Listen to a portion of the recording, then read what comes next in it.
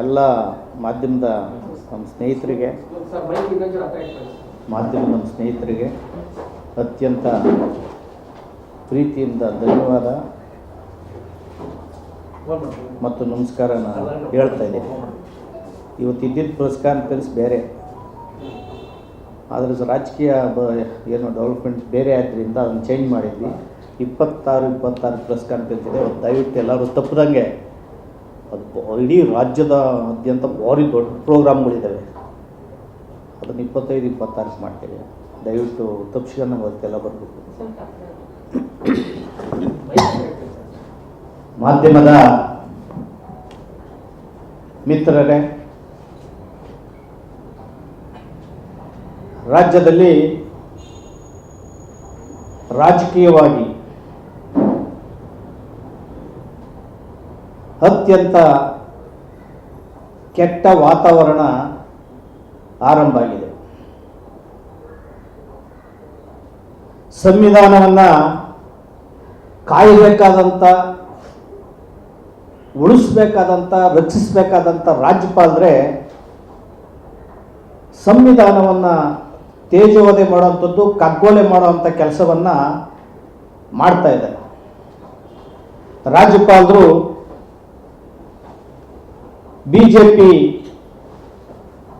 ಆಡಳಿತದ ಕೇಂದ್ರ ಸರ್ಕಾರದ ಕೈಗೊಂಬೆ ಆಗಿದ್ದಾರೆ.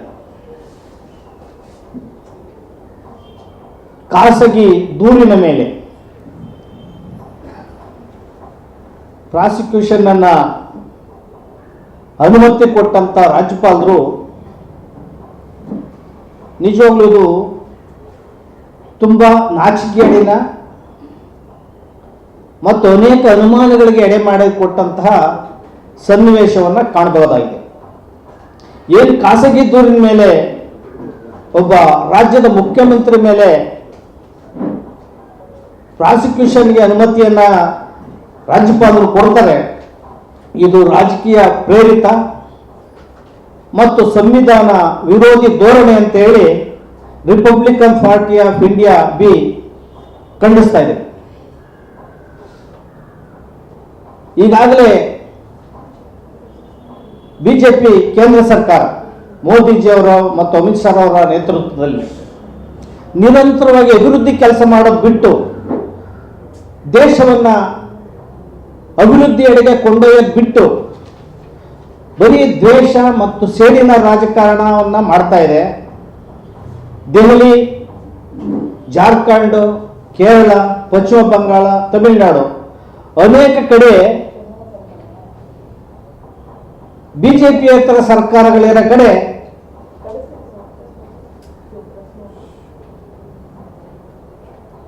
ಏನು ತನ್ನ ಅಧಿಕಾರವನ್ನು ಬಳಸಿ ರಾಜ್ಯಪಾಲರ ಮೂಲಕ ಪರೋಕ್ಷ ಮತ್ತು ಪ್ರತ್ಯಕ್ಷವಾಗಿ ದಾಳಿ ಮಾಡುವಂಥದ್ದು, ಇದು ಪ್ರಜಾಪ್ರಭುತ್ವಕ್ಕೆ ಶೋಭೆ ತರೋದಿಲ್ಲ ಮತ್ತು ಪ್ರಜಾಪ್ರಭುತ್ವ ವಿರೋಧಿ ಧೋರಣೆ ಮತ್ತು ಸಂವಿಧಾನದ ಕಗ್ಗೊಲೆ ಮಾಡುವಂಥ ಕೆಲಸ ಅಂತೇಳಿ ಕೇಂದ್ರ ಸರ್ಕಾರದ ಈ ನಾಚಿಕೆಗೇಡಿನ ಕೆಲಸವನ್ನ ನಾವು ರಿಪಬ್ಲಿಕನ್ ಪಾರ್ಟಿ ಆಫ್ ಇಂಡಿಯಾ ಖಂಡಿಸ್ತೇವೆ ಮತ್ತು ವಿಷಾದಿಸ್ತೇವೆ. ಬೆಕ್ಕು ಕಣ್ಮುಚ್ಕೊಂಡು ಹಾಲು ಕೊಡ್ದಂಗೆ ಇವರು ಇಡೀ ಬಹುದೊಡ್ಡ ಪ್ರಜಾಪ್ರಭುತ್ವದ ಮೇಲೆ ಈ ರೀತಿ ದಾಳಿ ಮಾಡೋದಿದೆಯಲ್ಲ ಕೇಂದ್ರ ಸರ್ಕಾರ. ಈಗಾಗಲೇ 100ಕ್ಕೂ ಹೆಚ್ಚು ಬಾರಿ ರಾಜ್ಯ ಸರ್ಕಾರಗಳನ್ನು ವಜಾ ಮಾಡುವಂಥ ಕೆಲಸಗಳನ್ನು ಸ್ವತಂತ್ರ ನಂತರ ಮಾಡ್ಕೊಂಬಂದಿದೆ ಕೇಂದ್ರ ಸರ್ಕಾರ. ಆದರೆ ಈಗ ಸಿದ್ದರಾಮಯ್ಯನವ್ರ ಮೇಲೆ ವೈಯಕ್ತಿಕವಾಗಿ ಮತ್ತು ಸೇಡಿನ ರಾಜಕಾರಣ ಮಾಡೋದಿದೆಯಲ್ಲ, ಅದು ಯಾರೂ ಸಹಿಸಲ್ಲ. ಸಿದ್ದರಾಮಯ್ಯನವರ ಪರವಾದವರಲ್ಲ ನಾವೆಲ್ಲ. ನಾವು ಒಂದು ಪಕ್ಷ ಇರುವಂಥವ್ರು. ನಾವು ಈ ದೇಶದಲ್ಲಿ ಪ್ರಜಾಪ್ರಭುತ್ವ ಉಳಿಬೇಕು, ಸಂವಿಧಾನ ಉಳಿಬೇಕು ಅಂತ ಪ್ರಗತಿ ಪರವಾಗಿ ಯೋಚನೆ ಮಾಡುವಂಥ ಜನ.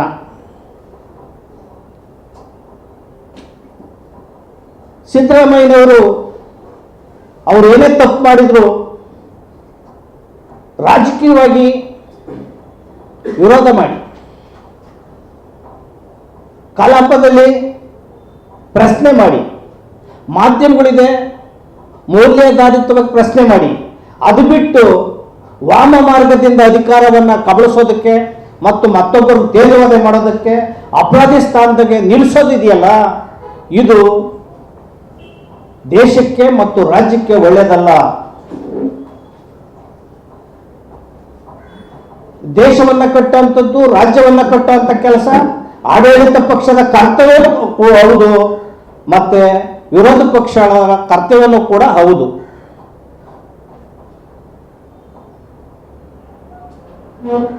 ಆಡಳಿತ ಪಕ್ಷದಲ್ಲಿರ್ತಕ್ಕಂಥವರು ಕೂಡ ಬಾಯಿಗೆ ಬಂದಂತೆ ಮಾತಾಡ್ತಾರೆ.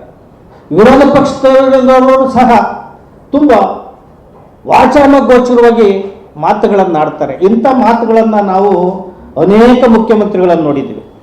ಕೆ.ಸಿ. ರೆಡ್ಡಿ ಅವರು, ದೇವರಾಜ ಅರಸು ಅವರು, ನಿಜಲಿಂಗಪ್ಪನವರು, ವೀರೇಂದ್ರ ಪಾಟೀಲ್ ಅವರು, ಜೆ.ಎಚ್. ಪಾಟೀಲ್ ಅವರು, ರಾಮಕೃಷ್ಣ ಹೆಗಡೆ ಅವರು ಮೌಲ್ಯಾಧಾರಿತ ರಾಜಕಾರಣವನ್ನು ಮಾಡಿದಂಥವರು, ದೇವೇಗೌಡರು, ಅನೇಕ ಮುಖ್ಯಮಂತ್ರಿಗಳು, ಬಂಗಾರಪ್ಪನವರು ಎಲ್ಲರೂ ಕೂಡ ಅತ್ಯಂತ ಗೌರವಯುತವಾಗಿ ರಾಜಕಾರಣಗಳನ್ನು ಮಾಡ್ಕೊಂಡ್ಬಂದಿದ್ದಾರೆ. ಸಿದ್ದರಾಮಯ್ಯನವರು ಕೂಡ.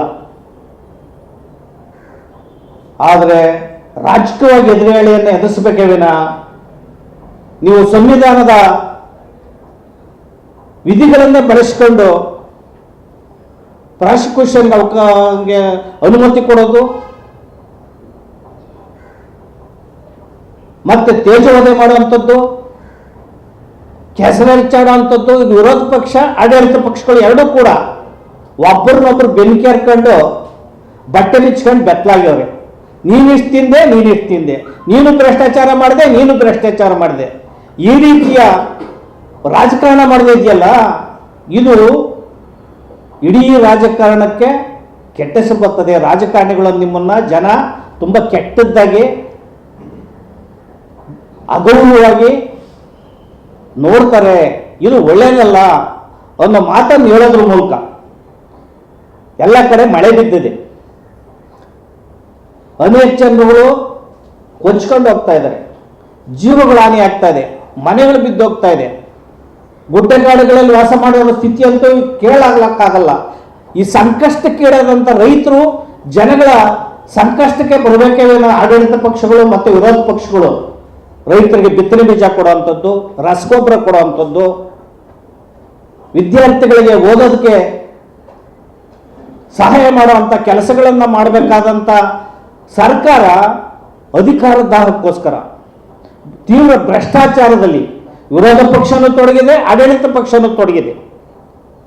ಇಂಥ ನಿಟ್ಟಿನಲ್ಲಿ ನೀವು ಪ್ರಜಾಪ್ರಭುತ್ವ ವ್ಯವಸ್ಥೆಯಲ್ಲಿ ತಪ್ಪುಗಳು ಮಾಡಿದ್ರೆ ಬೆಳಕನ್ನು ಚೆಲ್ಲಿ. ಆದರೆ ರಾಜ್ಯಪಾಲರು ಮಾಡಿರುವಂಥ ಕೆಲಸ ಇದೆಯಲ್ಲ, ಇದು ಅತ್ಯಂತ ನಾಚಿಕೆಗೇಡಿನ ಕೆಲಸ. ಸಂವಿಧಾನದ ಕಗ್ಗೋಲೆ, ಪ್ರಜಾಪ್ರಭುತ್ವದ ಕಗ್ಗೋಲೆ, ಸಂವಿಧಾನ ರಕ್ಷಣೆ ಮಾಡುವಂಥವ್ರ ಭಕ್ಷಣೆಗಳಿದ್ರೆ ಸಂವಿಧಾನದ ಹಕ್ಕುಗಳನ್ನು ರಕ್ಷಣೆಯನ್ನ ಮಾಡೋರು ಯಾರು ಅನ್ನೋ ಯಕ್ಷ ಪ್ರಶ್ನೆ ಇವತ್ತು ನಮ್ಮ ಮುಂದೆ ಇದೆ. ಆ ಕಾರಣದಿಂದ ನಿಮ್ಮ ಕೈಲಾಗಲ್ಲ ಅಂದ್ರೆ ಇರುವಂತ ಎಲ್ಲ ರಾಜಕಾರಣಿಗಳು ಏನು ವಿರೋಧ ಪಕ್ಷದಲ್ಲಿದ್ದಾರೆ, ಆಡಳಿತ ಪಕ್ಷದಲ್ಲಿದ್ದೀರಿ, ಏನು ನೈತಿಕತೆ ಇಲ್ದಲೇ ನೀವು ನೆಡ್ಕೊಂತ ಇದ್ದೀರಿ. ರಾಜೀನಾಮೆ ಕೊಟ್ಟು ಮನೆಗಳಿಗೆ ಹೋಗಿ. ಎಲ್ಲರೂ ಯುವಕರಿದ್ದಾರೆ, ಯುವಜನತೆ ಇದೆ, ಮಹಿಳೆಯರಿದ್ದಾರೆ, ಆಡಳಿತ ಮಾಡುವಂತಹ ಬೇಕಾದಷ್ಟು ದಕ್ಷ ಜನ ಇದ್ದಾರೆ. ಅವ್ರನ್ನೆಲ್ಲ ತೊಳೆದು ಕೋಟಿ ಕೋಟಿ ಹಣವನ್ನು ಖರ್ಚು ಮಾಡಿ ಚುನಾವಣೆಯಲ್ಲಿ ಗೆದ್ದು ಬಂದು ಚುನಾವಣೆ ಹಣವನ್ನೇ ಭ್ರಷ್ಟಾಚಾರ ಮಾಡಿ ಚುನಾವಣೆ ವ್ಯವಸ್ಥೆನೇ ಧ್ವಂಸ ಮಾಡಿದಂಥ ನೀವು ಪಕ್ಷದಲ್ಲಿ ಸೇರ್ಕೊಂಡಿರುವಂಥ ಕೆಲವರು ಏನಿದ್ದಾರೆ, ಇವರಿಗೆ ಮುಂದಿನ ದಿನಗಳಲ್ಲಿ ಜನತೆನೇ ನಿಮಗೆ ಬುದ್ಧಿ ಕಲಿಸ್ತಾರೆ ಅನ್ನೋಂಥ ಎಚ್ಚರಿಕೆಯನ್ನು ಕೊಟ್ಟು, ನಾವು ಇದೇ ಪರಿಸ್ಥಿತಿ ಮುಂದುವರೆದ್ರೆ ಇಡೀ ರಾಜ್ಯಾದ್ಯಂತ ಜನಾಂದೋಲನ ಮಾಡಬೇಕಾಗ್ತದೆ ಅನ್ನೋ ಎಚ್ಚರಿಕೆಯನ್ನು ಕೊಡ್ತೇವೆ. ರಾಜ್ಯಪಾಲರು ನಿಮ್ಮ ನಡೆಯನ್ನು ತಿದ್ದುಕೊಂಡ ಹೋದ್ರೆ, ಪ್ರಧಾನಮಂತ್ರಿಗಳು ಅಮಿತ್ ಶಾ ಅವರು ನಿಮ್ಮ ನಡೆಯನ್ನು ತಿದ್ದುಕೊಂಡ ಹೋದ್ರೆ ನಿಜವಾಗ್ಲೂ ಕೂಡ ಇತಿಹಾಸ ನಿಮಗೆ ಪಾಠನ ಕಲಿಸ್ತದೆ ಅನ್ನೋ ಮಾತನ್ನು ಈ ಸಂದರ್ಭದಲ್ಲಿ ನಾನು ಹೇಳಕ್ಕೆ ಇಚ್ಛೆ ಪಡ್ತೀನಿ. ಜೈ ಭೀಮ್, ಜೈ ಭಾರತ್.